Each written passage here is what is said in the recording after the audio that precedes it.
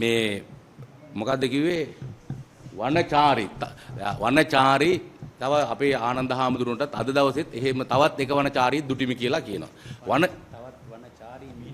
තවත් නෑ දැන් මීන්තලයකට දැන් මේ අදහස් ප්‍රකාශ කරන්න බෑනේ. අදහස් තවත් වනචාරීන් දුටුවලු. මේක නවත්තන ක්‍රමයක් අපි දකින්නේ නෑ. අහංකාර උද්දච්ච මෝඩ මිනිස්සු.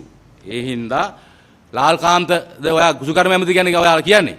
රයිට්. ඒ ගැන එයා මිහින්තලේ ලේකම් කොට්ටාසේ. එයාලා මෙහෙ නෙවෙයි එයාලා ඇල්පිටි. ඊට පස්සේ තියෙනවා ඔහොම කතාවක්. ඇල්බා විල්බා රොබා වරවර කරා ළඟ බරබර. ඉතින් ඔය වනචාරී කියලා කියන්නේ අපේ බුදුරජාණන් වහන්සේ නැත්නම් බෝසතාණන් වහන්සේ උපදින්නේ කැලේ. බෝසත් උපත. බුදු වීම ධම්සක් පැවතුම් සූත්‍රයේ සහ පරිනිර්වාණය මේ සියල්ලම වෙන්නේ කැලේ. මිහිඳුහාර වඩින්නේ කැලේට. තිස්ස රජුරු ආවේ කැලේට දඩේමේ. එතකොට අපේ ජේසුස් වහන්සේ උපදින්නේ කොහෙද? බෙත්ලෙහෙමේ ගව ලෙනක. ප්‍රතික්ෂේප කරාද? යහමඟ කියලා දුන්නා. එතකොට මේ ඇල්බා විල්බා රොබා වරවර කරා ළඟ බරබර. ඉතින් ඔය වගේ ඒකේ වචනේ තේරුම දන්නේ නැහනේ. එහෙම වනචාරී අපි වනාන්තරේ ඉන්නවා. වනාන්තරේ ඉඳලා මිනිස්සු වන්දනාමාන කරන්න යනවා. මේ සිරිපාදෙත් පිළලා තියෙන කැලේනේ. මේ සියලු සිද්ධාස්ථාන ගොඩක් තියෙන කැලෑවල. එතකොට ඒකේ දානමාන දෙනවා. යම් විදිහකට දෙයක් වුණාම රටේ මිනිස්සු දැනුවත් කරාම අපි කැලෙන් එළියට ඇවිල්ලා රටේ තියෙන තත්ත්වය අපි පැහැදිලි කරනවා අපේ සරල සිංහලෙන්. ඒක කිව්වා කියලා තමයි උඩ ගිහිල්ලා ඩෝන් ගිහිල්ලා එහෙම කිව්වට ප්‍රශ්නයක් නෑ. අපි වනචාරී තමයි. ඕක වුණා අපේ හික්කඩුවේ සුමංගල හාරුවන්ට. ගාල්ලේ ඉඳලා උන්වහන්සේ බොහොම පොඩි හාමුදුරු කියන්නේ ශරීරයෙන් පොඩි දැනුමෙන් මහා මෙහෙම ප්‍රඥෙක් මේ බෞද්ධ පුනරුදේ මූලික මුල් ගල. උන්වහන්සේ කෝච්චියෙන් වඩිනවා කොළඹට. වඩිනකොට සුද්දෙක් බයිනවා වනචාරියා කියලා බයිනවා දැන් හාමුදුරුවන්ට. සිංහලෙන් ඉංග්‍රීසි දෙකෙන් බයින. හාමුදුරුවෝ සද්දන කර හිටියා. කොටුවට ආපු ගමන් කොටුවට ආවේ පිළිගන්න බාර ගන්න ආවේ සුද්දා. ආණ්ඩුකාරයෙක්. ඉතිහාසය කියවලා බලන්න. ඊට පස්සේ හාමුදුරුවෝ කිව්වා මේ අය වනචාරී මම වනචාරී තමයි. මම බුදුහාමුදුරුවෝ කැලේ සියල්ල සිද්ධ වෙන්නේ. ඉතින් ඒ ගුරුවරයාගේ ගතිය අපි ගාව තියෙනවා. ඉතින් ඒ හින්දා මෙයාට ප්‍රශ්නයක්ද ඔයා වර්තමාන ගානේ පාන්ද කියලානේ. පාන්ද කියලා හැව්වේ නෑ. හාමුදුරුවෝ හැව්වා ඒක ප්‍රශ්නයක්ද ඔයාලට? ඈ? ඔව් බික් වෙච්චන්. හරි මොකක් හරි කමන්නේ. ඒක හාමුදුරුවෝ කිව්වා ආණ්ඩුකාරයාට එවලෙම සුද්දා දන ගහලා වැදලා සමාවරලා අර සුද්දා පිටරට යවුවා ආපහු එංගලන්තෙට. ඔන්න ඒ කාලේ සලකපු තාලේ. ඉතින් ඒ හින්දා මේ ඇල්බර්ට්ලා විල්බර්ට්ලා රොබර්ට්ලා බස් එකට නගින්නේ සුදු ඇඳගෙන. සුදු ඇඳගෙන නගිනවා. එතකොට කියනවා බණ්ඩාර මාමා කියලා හිට මාතලේ මේ අපේ මාධ්‍යවේදියා මැරිලා තාත්තත් මැරුණා පුතාත් මැරුණා. එතකොට ඒ බණ්ඩාර මාමා කියනවා ගලුකුළුමේ හන්දියෙන් එනකොට මිහින්තලේ යාපනයේ මාතලේ හන්දිය හරියට එනකොට මොකද මේ ඒ කාලේ ගෙවල් නැහැ බොහොම අඩුයි. පොසොන් වෙසක් කාලේ තව දින ගොඩක්. ඊට පස්සේ සුදු ඇඳගෙන ඇල්බා විල්බා රොබා බසයේ තුල මග මිතුරුනේ අහපල්ලා රන් ආභරණ හා මුදල් පසුම්බි රැකගෙන බසයෙන් බැහැලා ඵලයල්ලා. ඔන්න දැනුම් දීන්. ඊට පස්සේ අර මිනිස්සු බැහැලා ගියාට පස්සේ අර සුදු ඇඳගත්තු ඇල්බා විල්බා රොබා ඇල්බර්ට් විල්බර්ට් රොබර්ට් තුන්දෙනා කියනවා බණ්ඩාරයියා ඔය වැඩේ කැතයිනේ අපේ බඩට ගහන්න එපා. අන්න ඔහොමයි මේ ඇමතිලාගේ චර්යාව. ඒ වගේම කලත්තෑවේ සොයිසා කියලා මිනිස්සෙක් හිටියා ඔය බලපිටියේ පැත්තේ. ඒ ඇවිල්ලා කොන්තරක් කරලා ඊට පස්සේ මේ අය ගාව තමයි මේ ඇල්බලා විල්බලා රොබාලා වැඩ කරේ. මිනිමාරුව ඔක්කොම. කසිප්පු පිම්පකට් ගහුවා විතරක් නෙවෙයි කසිප්පු වික්කා. ඔය කොරෝනා කාලෙත් මේ අයියලා මල්ලි ටික කසිප්පු වික්කා කලත්තෑවේ. මම මේවා කියන්න නෙවෙයි හිටියේ. ඔය කසයිප්පු විකාක ඔය මේවා තුල. ඉතින් ඒ හින්දා ඔය බූරු ගස්සනවා. ගෙදර බූරු ගසලා තෝන් ගන්නවා. ඉතින් මේ මිනිස්සු මැරිලා ඇත්තරම. ඉතින් ඒ හින්දා මරු විකලෙන් අර මේ තියෙන පසුබිම හොඳ නෑනේ. ඒ විතරක් නෙවෙයි මේ සහෝදරයයි තමයි කසාද බැඳලා තියෙන්නේ. මේ කට්ටියගේ අම්මලා තාත්තලා. මෙයාගේ අම්මා තාත්තා සහෝදරයෝ අයියයි නංගි. හරිද? මම කියන්නේ මේ ඊයේ වනචාරි කියලා ආමන්ත්‍රණය කරේ. ඒ මිනිස්සයාගේ ඇමතිවරයාගේ පසුබිම. ඒ විතරක් නෙමෙයි 90 විතර පොසොන් වෙසක් කාලට උසාවි නියෝගයක් ගන්නවා ඇල්බර්ට්ටයි විල්බර්ට්ටයි රොබර්ට්ටයි විරුද්ධව. මොකද පෙරවැරදි IRC කාර්යෝ අනුරාධපුර පොලිසිය 90 විතර වෙනකම් මේ අයට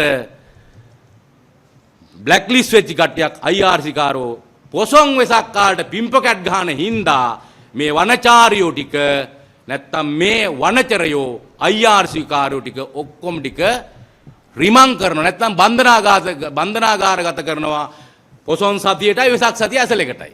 ඕන් ඉතින් ඒ හින්දා මේක අරුමයක් නෙවෙයි මේ වගේ වචනයක් තේරුම දන්නෙත් නැහැ. දන්නේ නැතුව ප්‍රකාශ කරාට ඒක ප්‍රශ්නයකුත් නැහැ. මේ වගේ ප්‍රකාශ කරාට එහෙම කරලොත් මෙයාලගේ මේ පසුබිම තමයි මේකේ තියෙන්නේ.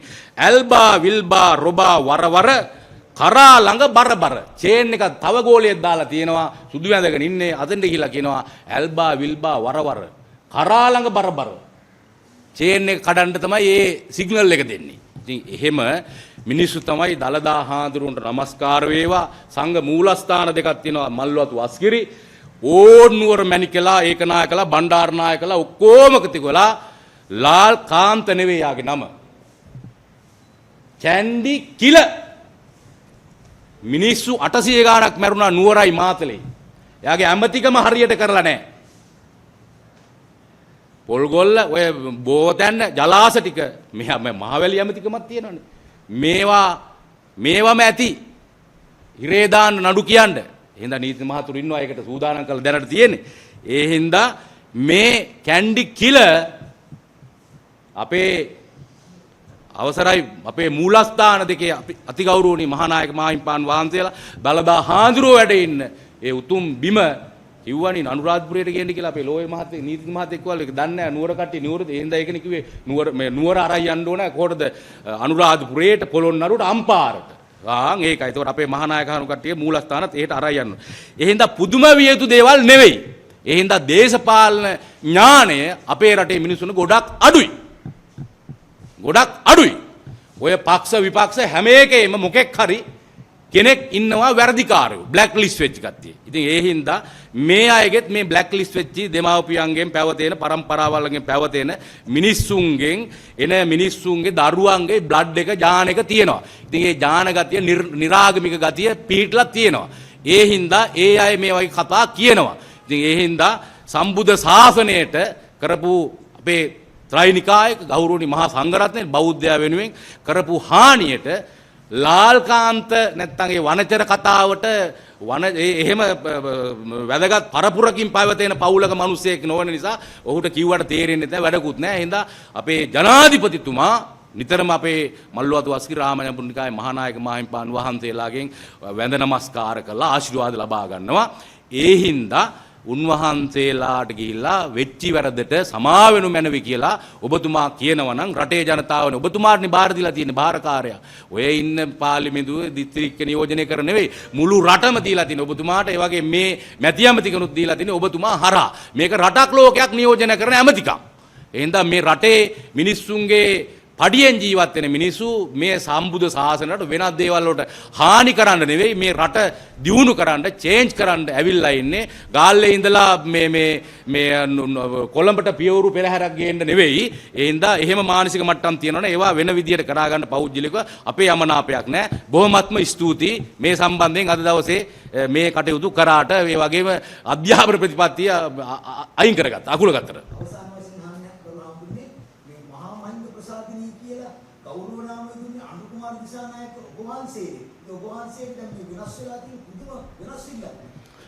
වෙනස් වෙන්නේ හේතුව ඔයා බලුවද පසුබිම පස්සට හැරිලා ආපහු හැරිලා බලන්න. ආපහු හැරිලා බලන්න ඔයා ආපහු පොසොන් එනකන් නැත්තම් අපි අවුරුද්දක් හමාරක් යනකම් අපි මුකුත් කිව්වද? ඔයා ආපස්සට හැරිලා බලන්නකෝ. ආපස්සට ඔයා හැරිලා බලන්න. ආපස්සට හැරිලා බලන්නකෝ ඔයා. ආපස්සට හැරිලා බැලුවා නම් පුළුවන් මොකද්ද චේන්ජ් වෙන්න වෙනස් වෙන්න හේතුව. හරිද? මහා මහේන්ද්‍ර ප්‍රසාදනය කියලා කියන්නේ ඒ වෙනුවෙන් පොසොන් එකට පින්කම සිද්ධ කරා රටේ ජනතාව වෙනුවෙන් ඒ ප්‍රසාදනය කියන පූජා මේ සම්මානය දුන්නා පිදුම් ලැබුවා. බණ ගහලා වැඳලා ගත්තා. ඒක බොහොම වටිනවා. රටේ පාලකයනියා භාරකාරයාට මිහිඳු මහරහතන් අපේ විජේදාස මහත්තයා කිව්වේ ලංකාවේ නඩු තීන්දුවේ ලෝකෙම අංක 1 තැන තියෙන ස්ථානයක් නේ. ඒ වගේ තැනක උතුමන් වහන්සේගේ ප්‍රසාදය ලැබෙනවා කියන්නේ ඉතින් මොන දේ කරත් රටේ ජනාධිපති වුණාට පස්සේ ඒවා කරලා මේවා සුරක්ෂිත කරන්න ඕනේ කියන එක අපි කියන්නේ. වෙන දෙයක් පෞද්ගලික කිසිවක් අපි ඉල්ලලා නැහැ. රටේ යහපත වෙනුවෙන් බුදුදහම වෙනුවෙන් කළ යුතු කීපයක් තියෙනවා. ඒවා කරන්න කියලා තමයි ඉල්ලීම් කළා තියෙන්නේ.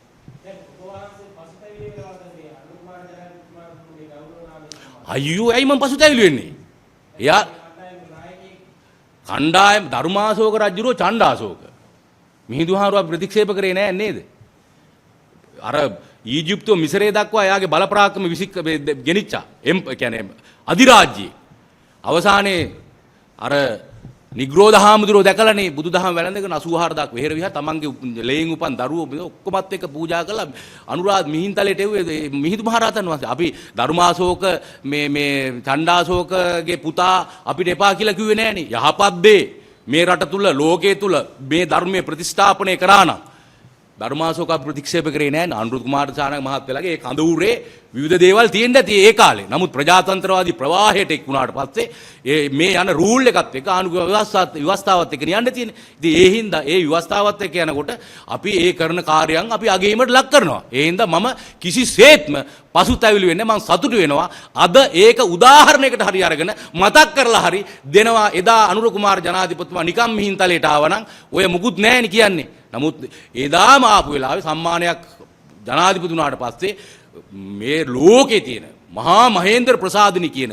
මිහිඳු මහරහතන් වහන්සේගේ ගෞරවනීය පිදුමෙන් පිදුම් ලැබපු නායකයා තමයි අනුර කුමාර සානක. එතුමාට මොන වැරදි තිබුණත් පහුගිය කාලේ මේ වර්තමානයේ ඉන්න ආණ්ඩුවේ මිනිස්සු ඔය 159 රට නිවැරදි මාවතකට හිතන්න එපේ. මට මහා මහේන්ද්‍ර කියලා කියන්නේ මිහිඳු හාමුදුරුවන්ගේ ආශිර්වාදේ ගෞරවය මට ලැබිලා තියෙනවා. මේ රජ කෙනෙකු ලංකා ඉතිහාසයේ කී දෙනෙකුටද ඔක ලැබිලා තියෙන්නේ කියලා බලන්නකෝ. ආචාර්ය මහාචාර්යවරු දාලා බලන්න මහාවංශي තියෙනවා මේ සම්බුද්ධ සියල්ල සිද්ධ තියෙනවා.